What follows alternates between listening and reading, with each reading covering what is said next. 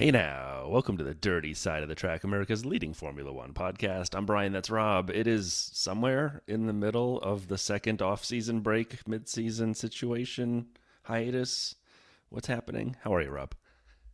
No, good. We had to go searching far and wide for motorsport content so far that we went off the Formula One track and we went and found ourselves in a NASCAR conversation this week, which you'll hear when we get our guest Mike on, former ESPN and NBC pitlane reporter, and it was great because we did. I think, although the listeners can be the judge of it, I think we got the intersection between F1 and NASCAR pretty well nailed. I think I will say Mike much better job at knowing F1 than us at knowing NASCAR. So like he bridged Yeah. that gap for us. So thank you, Mike, for being an awesome guest.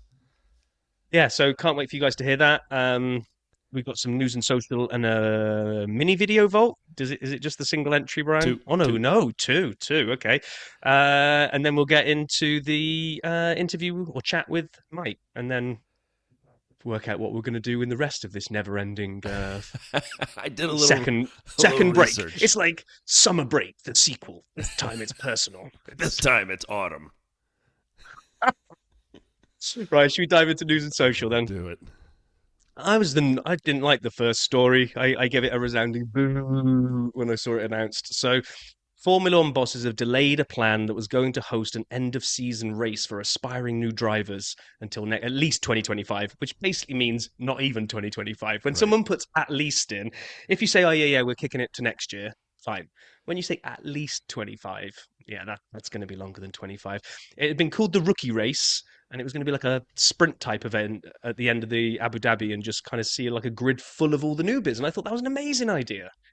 But no, more time is needed, apparently, to make the idea work effectively as possible. What does that mean? Just you got the cars, put the drivers in them, let them have at it and drive round. What won't be effective about that? I don't understand. Now, do I get a refund for my plane ticket that I already bought to Abu Dhabi? I had my helmet ready to go. You're a rookie, no matter your age. I was disappointed, so I'm waiting on a refund. Yeah, But keep waiting. yeah, keep waiting. But speaking of filling seats with rookies or other people, there's one last seat left on the Formula One carousel for 2025, and we are obviously not only partial to pit lane Paul and his man Valtteri. This is Valtteri Bottas, and you're listening to the dirty side of the But track. we would love to see him stay on the grid for so many other reasons. And that last seat at Sauber is just so temptingly out there. And so I saw this news, and I saw it twice in two different places. James Vowles, on his efforts to seal a Sauber seat for Franco Colapinto, he deserves a place in F1, says Vowles. Dude, you worked with Valtteri at Mercedes. What are you doing, man? And I know Franco's your driver for the last three races, but come on, man. Although then everywhere else seems to the opposite of that story, that because of his tie-ins to the Williams Junior, whatever it is, that it's never going to happen. So I No. don't know. We'll have to just wait and see what happens on that one. Um, you got all excited about this next story because you've pasted about 3,000 things in there. So for me, it's a nothing burger, but you can go for it. So LVMH, Louis Vuitton Moet Hennessy, signed a huge 10-year deal with Formula One. And it's going to bring several of their iconic maisons, or brands, or houses, if you will, including Louis Vuitton, Moet, Hennessy, Tag, and others, into the Formula One world. It is a massive deal. People are saying there's a 10-figure valuation to it, and it's just tremendous. And the number of brands, it is the largest luxury brand house in the world by far. The Arnault family who owns it are multi-trillionaires. So this is pretty exciting, I think, from a money perspective for Formula One. However, the bummer side, Rob's asleep. The bummer side is I love the Rolex clock that they show on the grid and all that. It's going to be a Tag Heuer. It's going to be So what? Hublot or one of the others now, because Literally, it's who cares? So it's still going to tick to the top of the hour, and it's just going to say tag on it rather What, than and can I ask a Rolex. dumb question? I'm not a watch Ooh. guy, so all the watch people who listen are going to get really worked up here. But aren't Rollies famous? It's a smooth, like the Rolex is famous. It doesn't click, click, click. It's a smooth, sweeping motion. Yet every time they show the grid, it's a click, click, click chunky kind of thing, and it says Rolex. It's always bothered me. Moving on from news that only interested me. Overtakes by race. So we got into a couple discussions about the last few races, and especially Singapore, and we did this after Hungary. Tracks that where you don't always see a ton of overtakes. And there were some questions in Twitter, in the DMs. What are tracks that are good for overtakes? So I did a little research, and from 2018 to 2023, if you exclude 2020, because COVID kind of rejiggered the thing, the most overtakes, the top 5 tracks for the most overtakes are Bahrain, Belgium, Brazil, Abu Dhabi, and Coda. And only 2 of those are good tracks for overtaking, because 3 of them are DRS snooze fests. Well, so that's what I was going to say. How would you rank it? I actually disagree. I actually think Belgium is pretty good for overtakes as well at times. It's got the Camel Straight, DRS, and then they just overtake at the end of that. We get so many breeze bys. This year they shortened it, and you thought it was better because it just landed you. It was, but that hasn't got enough to impact these stats because this is going back to 2018. I know, right? but so I'm it'd be interesting to see today. No, I agree. It'd be interesting to see Spa going forward. To me, Spa as the overtake on Kemmel has just been cheapened over the last few years because it doesn't put you into the braking zone at the end of the Kemmel. You breeze by midway down. How did Abu Dhabi make this list? Abu Dhabi is a terrible race almost every year. It's another DRS. I was going to say that the only 2 I think on here that I enjoy the overtakes on, I think are Brazil and USA, which I assume is COTA. It's COTA. Yeah, so COTA, Brazil. I would add Spa back. I thought it was really good this year. I thought they nailed it. This year, yes, but I don't think it would be in the top. I think there were fewer overtakes this year because they did that, so I think it would fall out of your top 5. Are you just getting so worked up because the bottom 5 includes Silverstone, Hungary, Canada, Australia, and Monaco? Now, Monaco obviously makes sense. Not really, because and this is kind of one of those, like, what is the secret sauce that makes a good race, right? Whereas Great Britain, Silverstone tends to have a lot of wheel-to-wheel action, but actually quite often those overtakes don't stick. Especially when they're going through the sweeping sections, you'll see cars going 3 abreast, like, and through goes Hamilton. But there's not a huge volume of overtakes, yet the racing is ridiculously exciting. So I'm not from the house that high overtake number equals good racing, especially when you put DRS in there. Now, some are chef's kiss, like Brazil is up there for me. Brazil, me and you have both talked about how we love Interlagos. Absolutely love it. You actually converted me. I liked it. Now I love it because of the things you pointed out for it. So thank you. And you say bottom 5, but there's an obvious outlier in there where, like, Great Britain's got an average of 30 overtakes. USA that was in the top 5 has got an average of 50. So there's not a huge delta there. But if you look at Great Britain being the top of the bottom 5 and Monaco at the bottom with 8. Yeah, and one of those years it was raining, so there was a bunch of like silly Pierre Gasly overtakes. So, yeah, I don't know what it is. It's some je ne sais quoi that makes a great race, and it's a combination of not being too heavy on DRS, having some great wheel-to-wheel action, and having opportunity for overtakes, even if they don't always stick. I don't know how you classify that, and I don't know how anybody could create a ranking of this. So I get why they ranked it on overtakes. There's nothing wrong with that, but I think it at least is directionally correct in my mind. Yeah. You have to find the outlier in the bottom, and you have to kind of say that some of the ones in the top are just DRS. But on the whole, for me, 3 of the top 5 are awesome races. And I ain't got nothing against Bahrain either. So, like, it's not a favorite. No. But, I mean, if you could take Abu Dhabi off that list, great. I'm going to put my tinfoil hat on for a second, and I honestly believe that F1...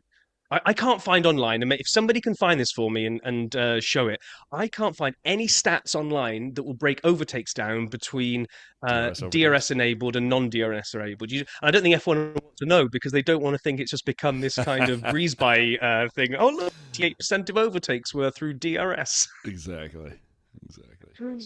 Oh, man. Talking of, if we rank this instead of tracks with overtakes, cars with overtakes, in the bottom 5 would definitely be Alpine because their engines sucked. Down on power. And because of that, well, maybe not because of that, but Renault have formally announced they're going to end their engine program after 2025, which means that Alpine will have to buy engines from someone else, expected to be Mercedes in 25. So, yeah. What did it say here? Brings to an end nearly 50 years of history following Renault's pioneering decision to enter F1 in 1977 with its first turbocharged engine. So it is sad to see them kind of go from that perspective, but if you ain't remaining competitive, then I don't think you should stay there just because you've got a historical name that goes with the sport. In the same section of conversation, there was a discussion that said, is this the precursor to selling the team? And a lot of folks at Alpine said 100% no. It is the crown jewel of the Renault brand, this team. I still think it's for sale. I'm sorry. You can say that. That's what you say when you're posturing to get more bids or to, negotiate through the media. I still think it's for sale. You, Rob, you think it's going to be sold the next few years? 100%. It just seems like they're clearing house to make it more attractive to a buyer. And then the last piece of news is a follow-up from last week, which we didn't understand much of last week, and we still don't understand much of it this week, so spot on, Dirty Side, spot on. Zach Brown resigned from the Andretti Acquisition Board special purpose item, that SPAC. It was Andretti Acquisition Board 2, if I'm being specific. It turns out, as I dug a little deeper, the first acquisition board really invested heavily in AI, so it had nothing to do with racing, and they lost almost all the money. So maybe Nailed it. Yeah, maybe Zach leaving was a good thing for him. We'll see. But they obviously still have a relationship, which a lot of you are probably pointing out through Zach's private company, or actual motorsport focused item, United Autosport. So that'll still exist, but the SPAC aspect, I think we can close the door on that and open the door on the video vault.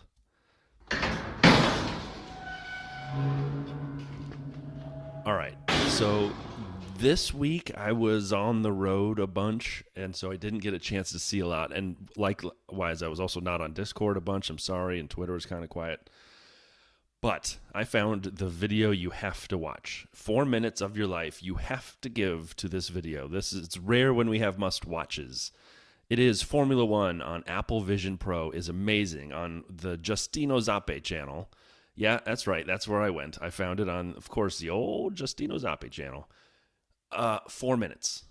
Oh my God, it is the greatest thing I've ever seen. Now, when the Apple Vision Pro came out, they promised a lot of different things, and people mocked up what it might look like. And they did a version of Formula One, and we talked about it on this here podcast, how cool it looked.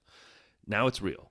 And someone has the Apple Vision Pro, and there are apps where you can create an entire virtual/real environment of Formula One through this thing. Rob, I asked you to watch it. What did you think? Well, first off, I would say it's 100% virtual. I don't think there's any aspect of real cars coming into you see your own TV as well. Oh, yeah, no, okay, sorry. I thought you were trying to imply that the thing you see in front of them is real. It was... Right, I'm never going to spend $3,500 on this thing, but if anything was close to tipping me over the edge, it was this video. Because it's full on... The only way I can describe this, it's full on Tony Stark building Iron Man, where he's got all the hologram stuff out in front of him. Instead of being sections of the Iron Man outfit, it is the actual racetrack. He pulls the racetrack out and lays the racetrack out on the floor. Okay, that's cool. But then the individual cars with where they are on the track appear and are animated and are circling. So he's watching the race, like top down, watching the cars go around the track. He can tap on any car he wants and bring up the onboard, which is just insane. He's throwing onboards on the wall, like he's Tony Stark throwing up designs all over the place. He's got the stats over on the right. He's got that over there, and he leaves a space where he can see his own TV, which is showing F1. It's insane. It's absolutely insane. Epic, and you nailed it. Like I watched this, and I could not text you fast enough. Please watch this video. So good. If I had $3,500, I don't know if I'd buy that. I kind of need some other things, but it would be on the list. Let me put it this way. Someone wanted to send two of them to the dirty side for us to trial it and report back as to how it enhances the F1 viewing. We'd love to be guinea pigs for you guys. I'm putting it on my Santa list. He doesn't really stop at this house, but that's okay. And then F1 versus rally versus drift versus truck. The Ultimate Race on the Red Bull channel. And first of all, this video is great. It's not necessarily a must-watch. I'll describe it very briefly. It's good, really good. It's also exactly 10 minutes on the dot, 10.00. So someone with OCD working at Red Bull social media made this thing exactly 10 minutes or video capability. Great job. I loved it. I go, 10 minutes exactly. Fascinating. And oh my gosh. Of course you would notice that. Of course I did. And it was so good because they literally have an F1 car driven by a person I did not recognize their name, a rally car, they have a drift car, and a truck, literally, and they have different tracks, but all kind of starting and coming back together. And they run a quali lap, and they're all within a second of each other I'm not going to tell you who wins, but when you watch it, one of them was clearly sandbagging in the quali lap. And I screamed it out when they started showing the real lap. I'm like, someone is doing something different from the quali lap, and they won by 2 seconds. Anyway, it was great. Check it out. Scott Speed is in it, Formula One racer from like 2006, 8, 4. It's naming 12. F1 ever. Yeah, he was there 1 year. Toro Rosso? I don't know, but I know we looked into it once and we said it's a shame he wasn't quick because a name like Scott Speed you kind of needed to be. But, well, he was in this video. Anyway, that's it for the video vault. Unless you got anything else, Rob? Nope. Close one. All right, one or two really fast housekeeping notes before we get into the Mike conversation. First off, I was on Twitter just a little bit this week, and Andy listened to the episode and told Rob he was crazy for picking the Would You Rather Monaco general admission 1 hour before the race because he says Monaco is rubbish trackside. The only reason to go would be to get autographs, and 1 hour is too late for that.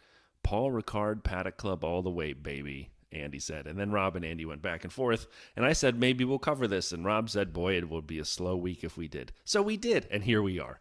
But there was some other feedback from no, because the fact that the two main pieces of information in there were A, he'd been before, so could say he didn't like it, whereas for me it's still on my bucket list, so True. It's always going to be over Paul Ricard every day of the week until I've been, and if I go to Monaco and it's rubbish, then maybe I will want to go to Paul Ricard. Second thing is, maybe I'm just odd, but I have zero interest in collecting autographs. I don't see the point of them. So if a big pull for him is to go to Paul Ricard and hang out and get autographs, I'm like, why do I want a famous person to squiggle a bit of ink on a piece of paper? I know people collect them, and I'm not saying that's bad, and people that enjoy doing that, bully for you. It's just one thing that's never floated my boat. I'm not really a autograph hunter.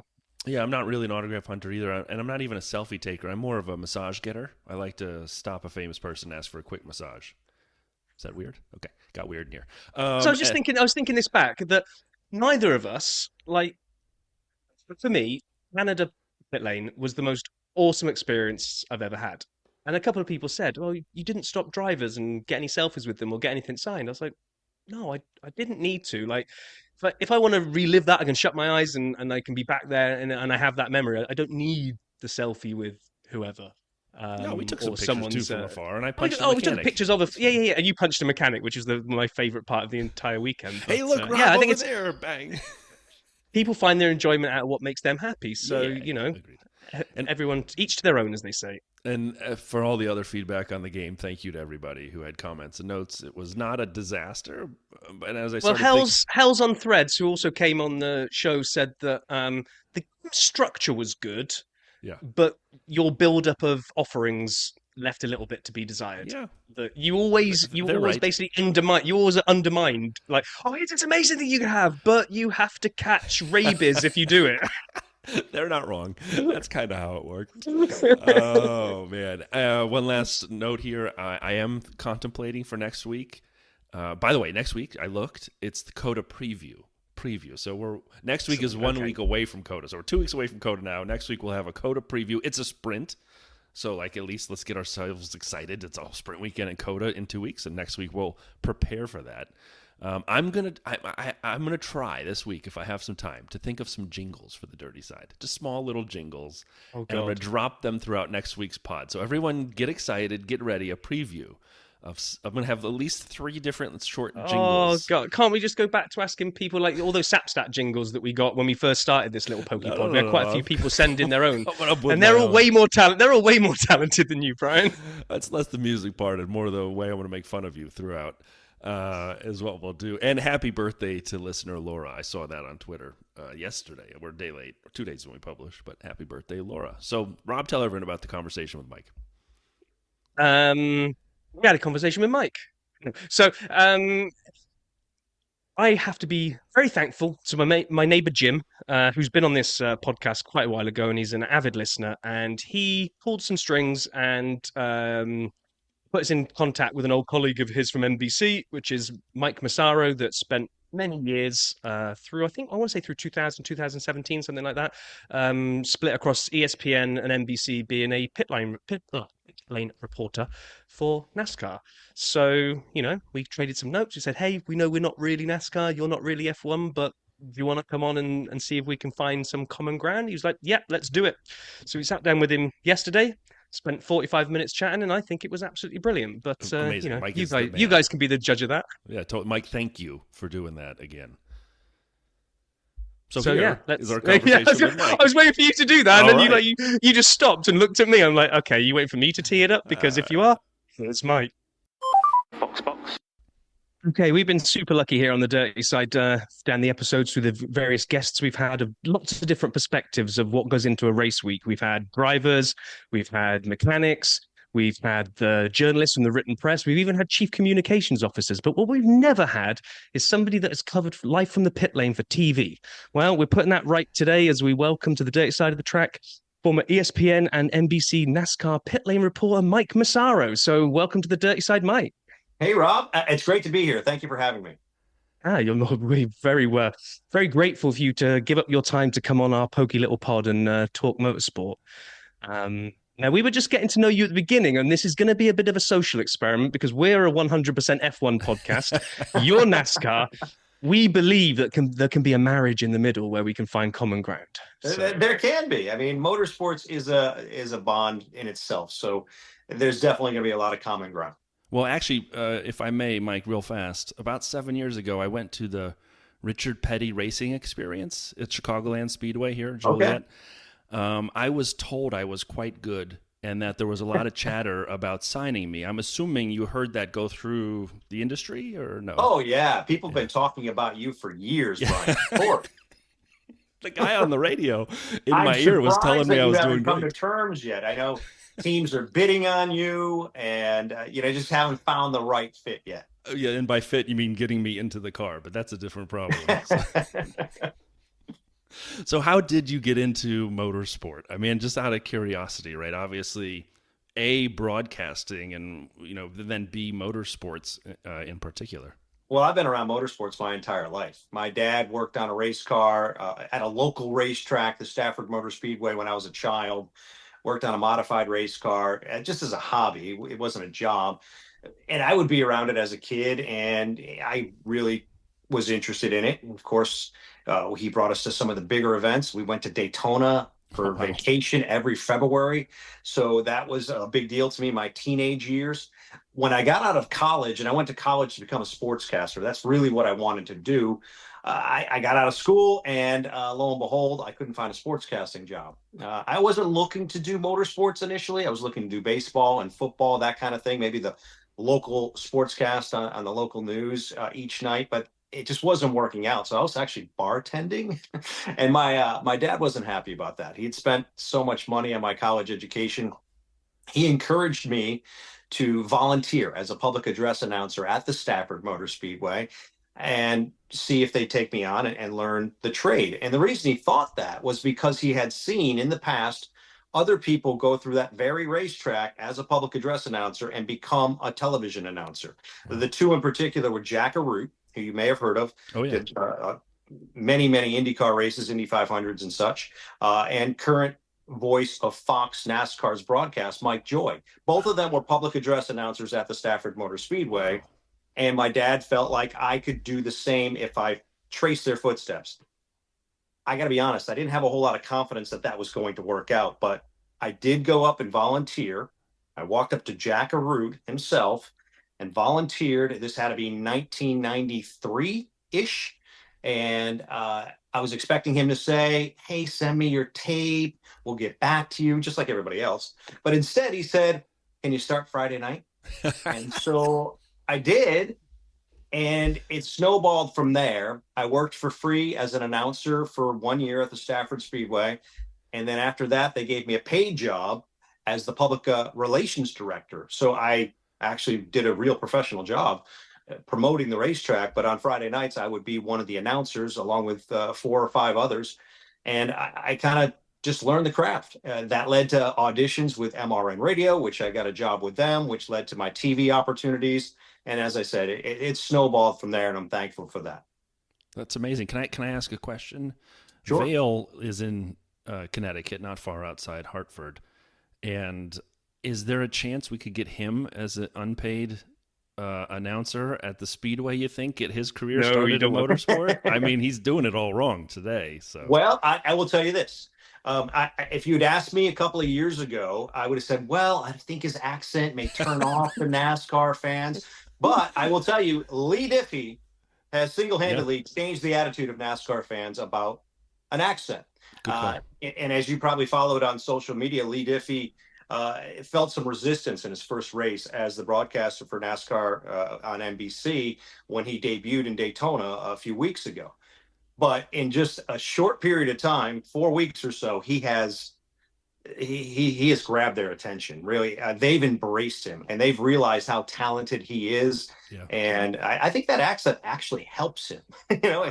It's melodic, if you will. So, Rob, I think that they would embrace you. I can certainly grease the wheels for you at Stafford. I'm actually going there tonight to talk with some of the drivers, some of the teams, and watch a really good show. I'll drop your name, see what they think. I drop my name in. They'll probably say, "What? The guy from the dirty side of the track?" I mean, 'cause that's how well known we are, right? So, and they're going to say that the partner with Brian, who set the track record in Joliet for the Richard Petty driving experience. Yeah. I'm texting your wife now that you're abandoning your full-time career and you got a new one starting. Yeah, don't do that. Before we start digging into kind of, like we said, kind of what's life like in the build up to a race week and race itself as being active in the pit lane, Brian, I think we need to run the 100 seconds of drafting just so we can get to know Mike a little bit more in case there's any little nuggets there that pop up that we want to kind of jump in on. Are you ready to ask the questions if I run the clock? I am ready. Mike, I am much slower than Rob, so just know. Should I worry? Should I worry about these questions? No, I don't. I really wouldn't. Okay, you'll be fine. Okay, so I have my stopwatch ready to go. So you ready, Brian? Yes, sir. Mike, are you ready? Mike? Yeah, I'm ready. Let's go. Sure. Okay, so for one time only to honor your presence on here, instead of the 100 seconds of DRS, we are going to have the 100 seconds of drafting in 3, 2, 1, begin. First poster you had on your bedroom wall. Well, I got to tell you, my mother didn't allow posters on my bedroom wall. She thought it was going to take the paint off. It wasn't allowed, but I had access to the walls in the basement, which was finished. So I remember, as I mentioned, we went to Daytona on vacation several years, and we always used to go to the Kmart in Daytona and buy the calendar, the NASCAR calendar, and it had yay high, each page had a picture of a race car, one of the NASCAR Cup Series cars. And over the period of 3 or 4 years, let's say it's 3 years, I had 36 photos attached to my walls in the basement. So they were all race cars. In fact, I think some of them are still there. So I don't know. What is your favorite track? Daytona. Daytona for a lot of reasons. It's obviously world renowned. But every time I went there as a reporter, I felt like I was kind of on vacation in a sense, just mentally, just because it kind of took me back, to when I was a kid. So Daytona will always be my favorite place. Is it pronounced GIF or GIF? Oh, I don't know. That's the only answer I give you. I call it a GIF. Okay, well, you're wrong, but that's all right. You're the guest. Right. We'll say the GIF for the rest of the time. Lightning McQueen or Chick Hicks? Oh, Lightning McQueen, of course. If you were in the pit crew, what tire would you change? What tire would I change? Yeah. Well, in NASCAR, you either change the front or the back. You don't pick one tire, right? You go around. So I'd probably be a front tire changer. Is a hot dog a sandwich? No. What if you could add a James Bond type gadget to a race car? What would it be? Gosh.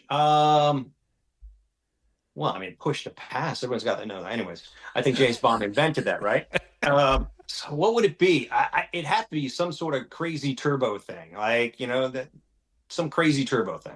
I'm a racer, so we want to go fast. And that's time. I must say, we maybe didn't do a great job of introducing this as a rapid fire quiz, so that was kind of not as many questions we should have got through, but it's all good, Mike. There was no wrong answers. I think there's some great insights there. Well, I will say this, Rob. At drafting tracks like Daytona and Talladega, oftentimes when you come down to the final lap, they have crashes.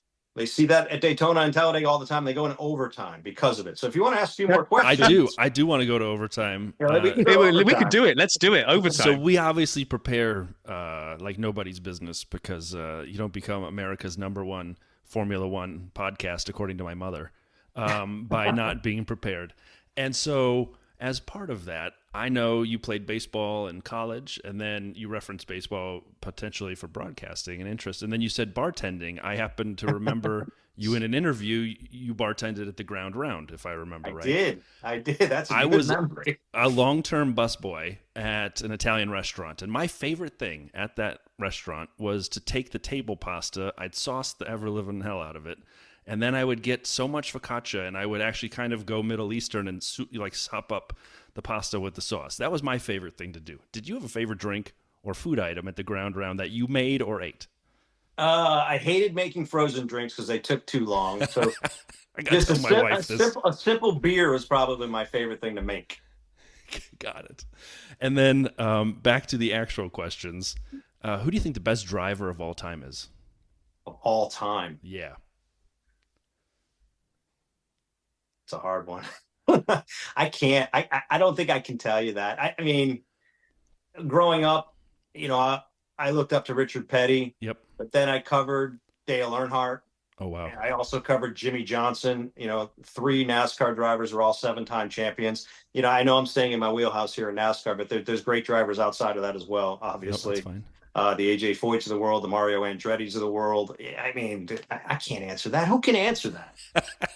Well, I don't know. There's no wrong answer. I actually think you nailed the ones I was sort of expecting you to say. Dale, I figured would be up there, and of course, the King. And then we do have one more here that's super important. Would you rather be chased by 1 horse-sized duck or 10 duck-sized horses?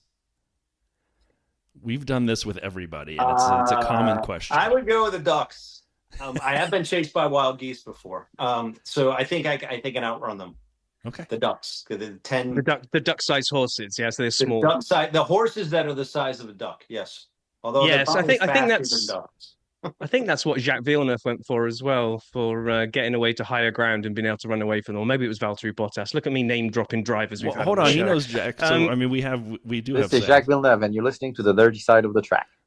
See, there's your crossover between F1 and NASCAR right there. There's one of them. Yep. Yeah, we watched that. I was watching that race when he came across to do that. So, and talking of races, we can segue back to where we wanted to go now.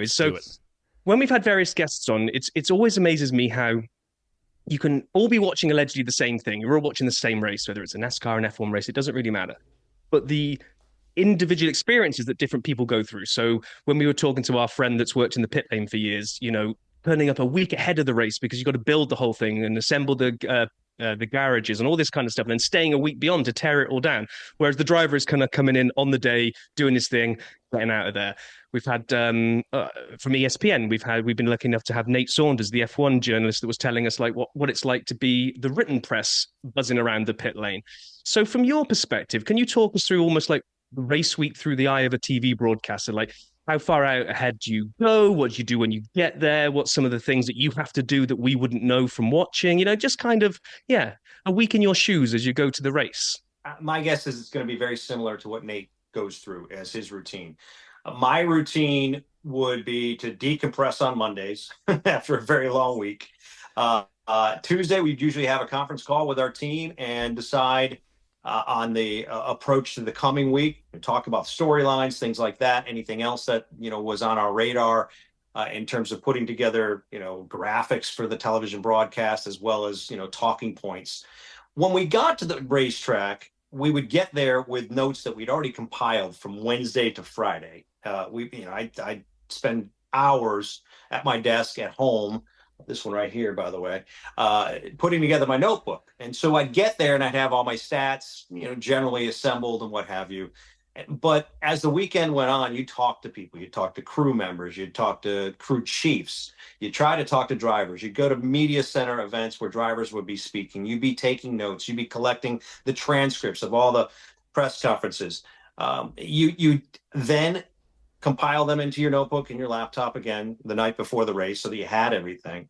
But on the morning of the race, this is what I thought was something that was important, and all of us pit reporters did this as well. We'd have our section of pit road, and we'd have anywhere between 8 and 10 drivers for the day that we would be assigned to, because it would be segmented off, right? So when I worked at NBC, we had 4 pit reporters. At ESPN, we had 3, but we cut it up. So I would take the group of crew chiefs that I had, and I would try to spend 5 to 10 minutes with each one that morning.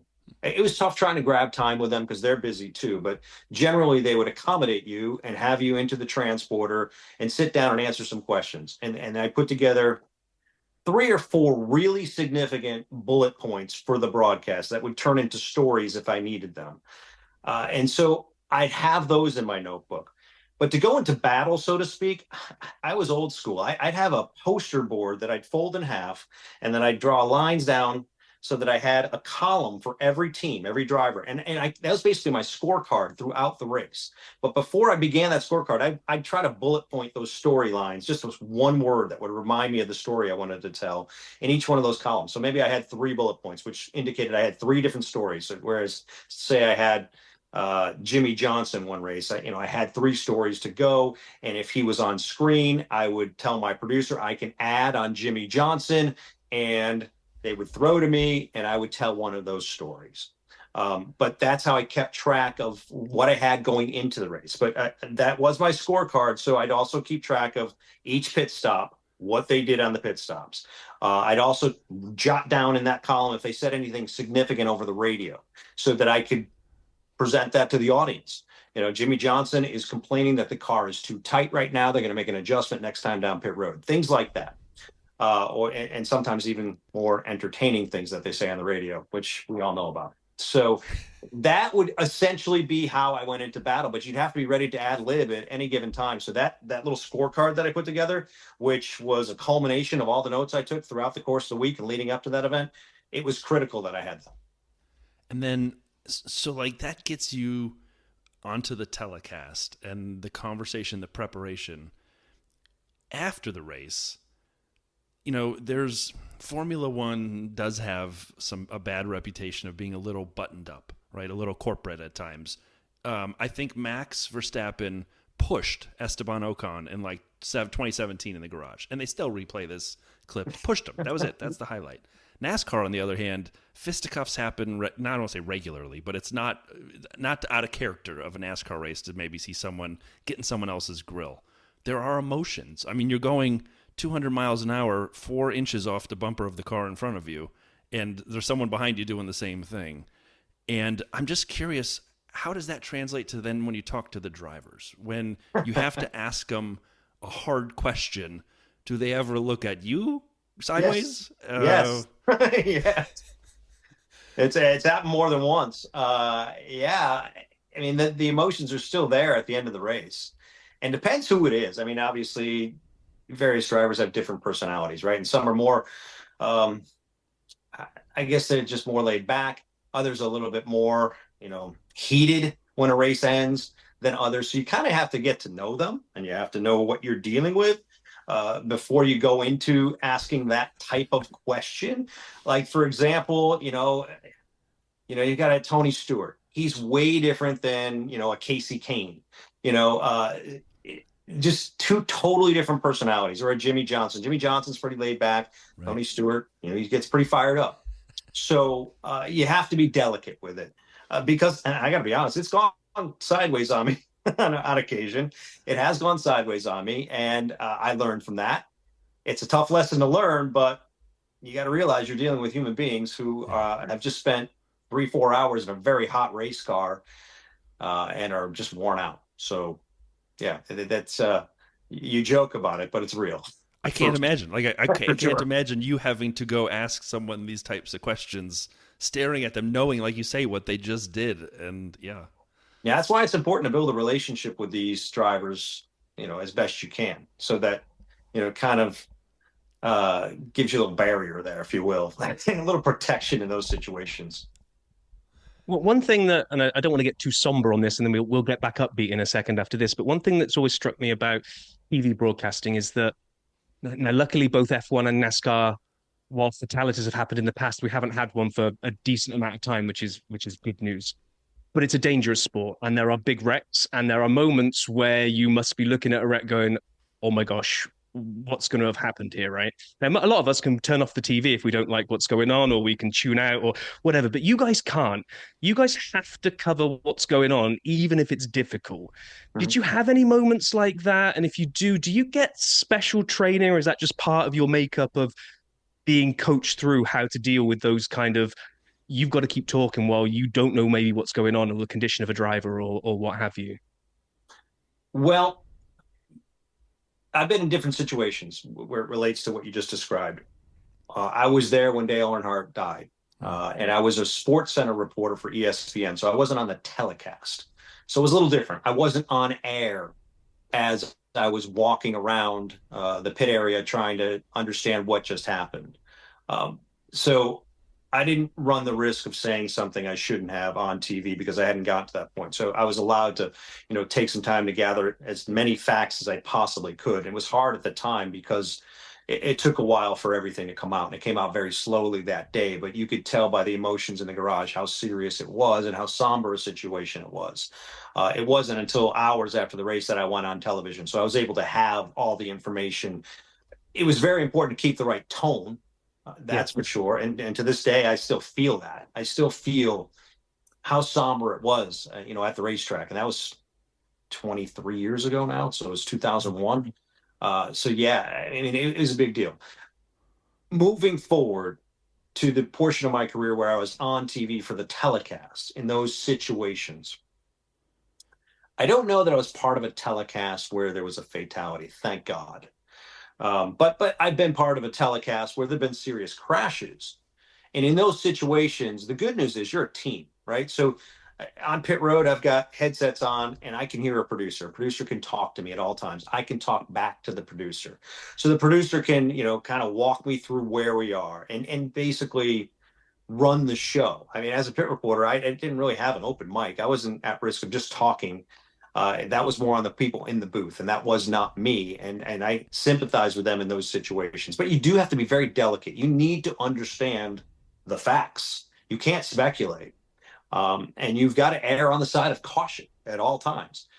I think there have been some serious crashes where luckily the driver did walk away. We were on the broadcast, but we didn't know at the time. We didn't know how serious it was.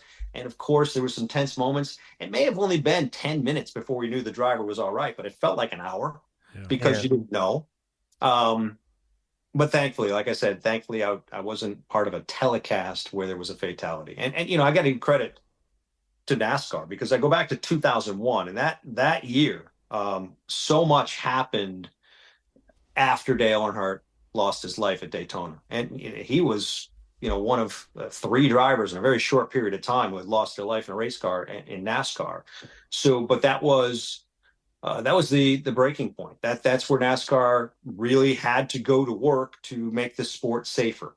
And thankfully they did. And because of that, I wasn't part of a telecast where we had to cover anything like that. Yeah.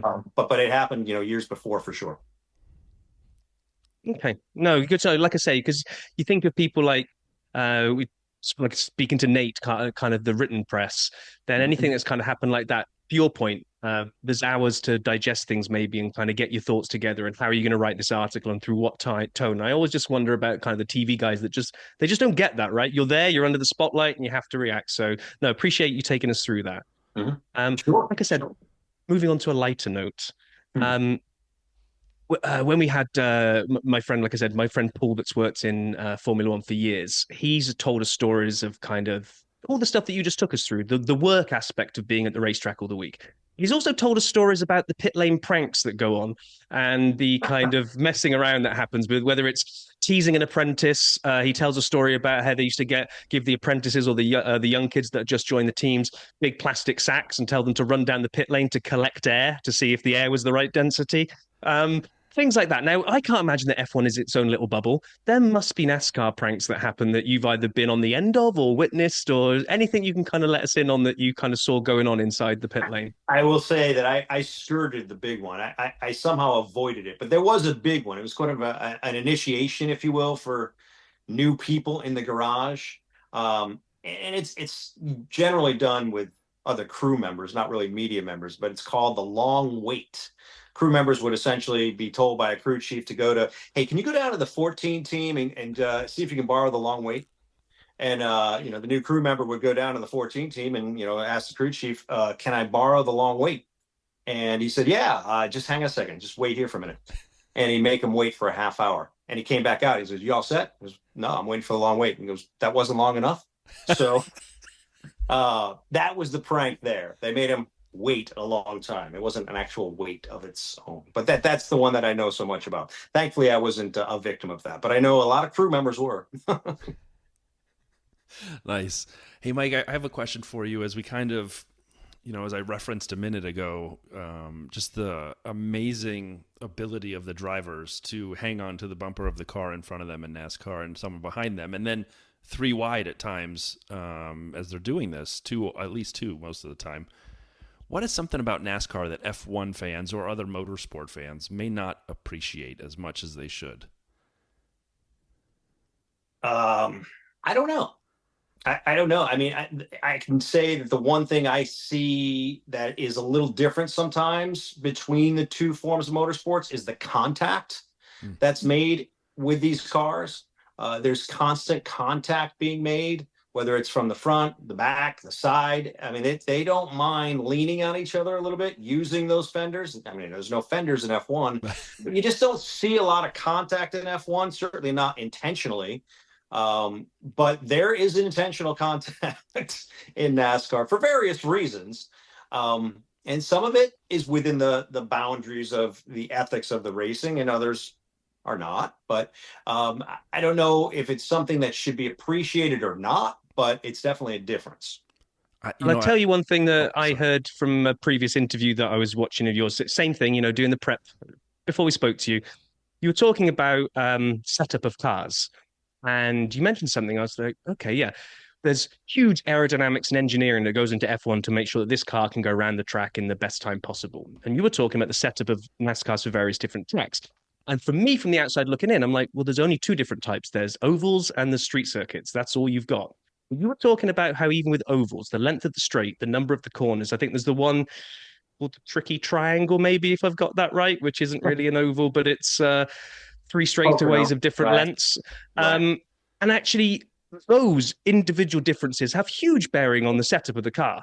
So it's not just, oh, yeah, it's ovals or not. Actually, I didn't realize just how much goes into the car setup, even for the different types of ovals. So I think that's probably something that the non-NASCAR fan doesn't appreciate, just how much technical setup. People look at it as, oh, they're just stock cars, they smash into each other and the last man standing wins. And it's way more scientific than that, I think. I'm glad you said that, Rob. I'm glad you brought that up because, the term stock car, while it may have been true a long time ago, it is far from it today. There is nothing stock about these cars. There's nothing you can go down to your local auto parts store and buy and put on these race cars. There's so many parts and pieces on these cars that are individually built by these teams. There's so much engineering that goes into these race cars. I was just in a shop a couple of weeks ago in Charlotte, and I was blown away by how advanced it's gotten since I was a pit reporter. I mean, every thousandth of an inch on these race cars is measured scientifically with a scanning device before it gets to the racetrack. They want to make sure that it is perfect from an aerodynamic standpoint, from a weight standpoint, from a weight distribution standpoint, all of that stuff. It's amazing. I mean, they've got a team of engineers back at the shop. It's not quite as advanced as F1, but it's a lot more than you would think, by far, and more than most people would think.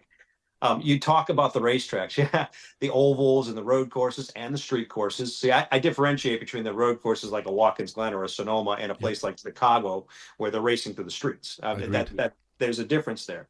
But the racetracks themselves, they have different degrees of banking in the corners, different lengths of straightaways, different compounds of asphalt. All of that translates to a different setup, and they want to be perfect. I'll give you a really tiny little small example. There's so many examples, but I'll give you a small one. And I use this with my kids, just trying to explain to them. Just brake pads. All right, we'll talk about brake pads. You go to a place like Martinsville, which is a half-mile racetrack where you're on the brakes all the time. I know, decades ago, that was the biggest concern for teams, was how to keep the brakes from failing before the end of the race. So they'll have a brake pad at Martinsville. It's probably that thick, right? So that thick. Whereas you go to Daytona or Talladega, where you're drafting, big racetrack, 2.5 miles around, but you're just flat out pretty much the whole way around, barely using the brakes. They'll save weight on the race car by making those brake pads paper thin. I mean, they barely even use them, right? So they don't worry about brake pads at Daytona. They worry about them at Martinsville and Bristol and places like that, but they don't worry about them on the bigger racetracks. So that's just one small little example. I mean, we can go in a whole, hour talking about shocks and how they're built and how, every team has basically a mobile shock shop on the road that's in the transporter, and you've got a shock engineer building shocks at the racetrack for that racetrack, because they went out and practiced and realized this isn't right. We need to do something with the shocks, and shock engineers in there, re-engineering the shocks for the car. So, I mean, and some with so many different parts on that race car. It's like I said, it's not F1, but it's not stock, not at all. I love the fact that you bring up the contact aspect. So, I'll watch NASCAR. I don't catch every race, but I'll catch a bunch. And being in Chicago, I've not missed a rainy event here for the street courses. It always rains in Chicago, apparently, the 4th of July. I guess. But and whether it's the crazy thing in the Coliseum out in LA or just a regular races, Daytona and others that are just amazing, I watch that. And I love it. And you tune in, and again, loving motorsport, and you watch, like you say, the rubbing. Rubbing is racing. We all have favorite movies. And so, but you watch that, and then I go back and I watch F1, and that's probably for me the hardest gear to change, is to watch two guys who touch wheels for a millisecond and both come away with punctures and are out of the race because of damage. I'm like, but they barely touched. And I'm just coming from like bumper cars at 200 miles an hour. And, now we had a ding-dong situation in the parking lot and both cars are out. And I know I'm over-exaggerating a bit, but as an F1 fan, I would love to see us have more resiliency in our cars where the side pods don't shred every time someone named Kevin Magnussen gets near them. Yeah, you've got to talk to the powers that be about that. Yeah, we have a good connection. We'll make sure to make that happen. Rob's going to become an announcer at Stafford, and then he'll go to F1 and talk to them about it. So. That's right. Yeah. It does provide hold your breath moments, though, doesn't it? In F1, when those cars get that close together. I mean, you're holding your breath. You don't want them to touch, but they're going at such a high speed, and they're going through corners. It's you don't want them to touch, but that's a possibility. That is very true. Right, just conscious of time. What I did want to pick your brains on was one of the things that really propelled F1 into the American market was Netflix's Drive to Survive. And I noticed that, I think it was this year, January, NASCAR launched Full Speed on Netflix as well. Now this is maybe it's a loaded question, but NASCAR, already big in America, does it need to embrace the new fandom in America through something like this? Or does it also need to be targeting trying to go global and seeing if it can get some global appeal? And do you think it stands a chance of being able to pull those eyeballs in? There you go. There's a question. Well, yes, and yes. So NASCAR is always trying to increase its viewership. So they're going to do everything they can to reach a new audience. Whether it's a more diverse audience or whether it's a younger audience, they're going to do everything they can to do that. And they're especially targeting that younger audience. And Netflix helps them do that. So of course, they've seen what, F1's done with Netflix and with their series. And, they don't want to be left out. They've seen how successful it is. So, of course, they're going to try to buy into that as well. Do they have a chance at acquiring those eyeballs globally? I believe they do, because as we've just talked about, it's a different form of motorsports. They're getting something different there. I don't think they're in direct competition with the F1 and vice versa, but I think it gives the motorsport fan something else they want to watch. I'm a sports fan, but it doesn't mean I only like baseball.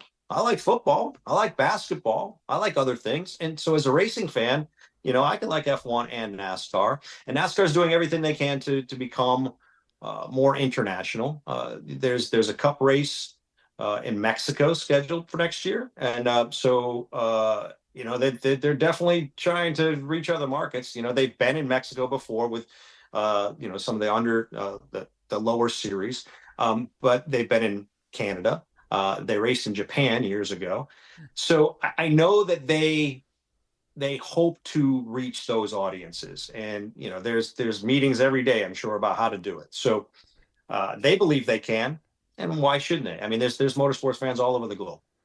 Yeah, Mike, I agree. I mean, sorry, go on, go Brian. No, I was going to shift gears a little, so feel free to finish. Oh, no, I was going to say that, we've had some of the people that follow us on threads when I mentioned that we were going to be talking to you. I was just interested to see what reaction I got from. I know that some of the people that follow us are from here in the States and a lot of them from the UK and Europe. And actually, the UK and Europe guys that came out and were like, NASCAR fans, they'll show pictures of kind of dual screening. I got NASCAR on this screen, I got F1 on this one, or whatever it might Right. be.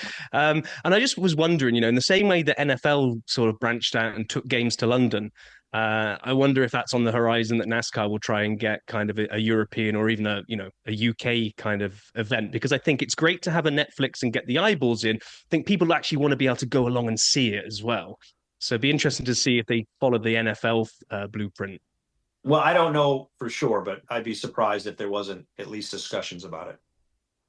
And I mean, you nailed it with Netflix, right? The NFL's done quarterback, and then golf did full swing, and so there've been a lot of folks kind of following that.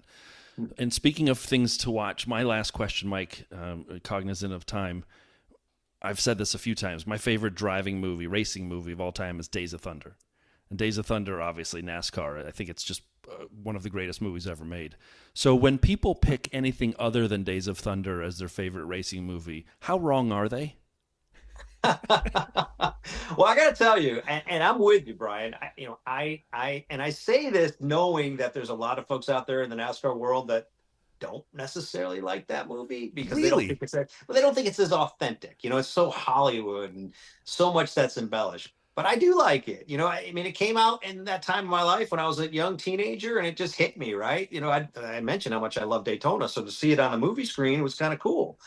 So it still sits with me, and I still like the movie. But I think that there are some other movies that I guess NASCAR fans like more. But I'm with you, Brian. I like Days of Thunder. I appreciate it. I still think Cole Trickle and Rowdy Burns racing rental cars to the dinner with the head of NASCAR, who wasn't named Francis, was great, though. It was great. And well, all those stories, they came from at least the seeds of those stories came from real events that really happened. So, I mean, I've heard about some of the actual events. But like that particular scene supposedly is Jeff Bodine and Dale Earnhardt. And apparently they had a run-in on the racetrack. And you'll read it in Jeff Bodine's book if you get it. I actually just read Jeff Bodine's book, but I knew about it before. But apparently they had several run-ins on the racetrack back in the day. And Bill France Jr. had to intervene there a little bit. And I guess that rental car situation was similar. It wasn't quite like it was in Days of Thunder. But yeah, there's some truth to that. I mean, I never had really eaten at Hardee's, and then I didn't even like Rusty Wheeler. But when he came out with the Hardee's car, I went to Hardee's, and I didn't even like him in the movie. I mean, so anyway, sorry, I'm done with Days of Thunder. Right. Is there a small little kind of asterisk to say second most deserving yes, for NASCAR you. race cars? Lightning McQueen? I mean, come on, that's how I go. Lightning McQueen, yeah, that's a good one. Cars is a good one. I like that. Stroker Race is a big one. That's a good one. How about, is that your second of all time racing movies? Doesn't have to be NASCAR, but anything other than that? Is it really Days of Thunder, or were you just being nice? And if so, what's second? It really is. It really is. And I say that at the risk of losing some of my fans, but yeah, it is. Nice. Oh man, right. Well, we are coming up on time, and it has been absolutely brilliant. And I appreciate you coming on and helping educate two F1 fools like us as to why we should start tuning into NASCAR instead. And hey, maybe you can get yourself down the Petrolhead Cafe towards the end of October for the Austin Formula One race. It's in the afternoon. I mean, that would make good viewing as well. We could meet up and have a beer, Mike. That's what I'm proposing. I like beer, so we could probably make that happen. Now, Rob drinks his beers very slowly, so just be prepared. It's famous lore on the pod. We were at Canada last year for the Montreal Grand Prix, and handful of us were there. And anyway, Rob does fine. Just give him some time. Okay. Well, I look forward to it. Let's stay in touch and let's make that beer happen. Mike, thank you so much for doing this. Just so generous with your time and insights. We really appreciate it. My pleasure. Believe me. Box. Thanks, Mike. Like Brian said, thank you so much for coming on and giving up your time. I hope you enjoyed Friday night at Stafford Race Circuit. You should know this. Yeah. It's 40 minutes from your house, man. Doesn't mean I've ever heard of it before. How? But now I've had, and then I was bummed to find out. I was like, oh yeah, that sounds cool. There's a racetrack like that 40 minutes from my house. When can we go?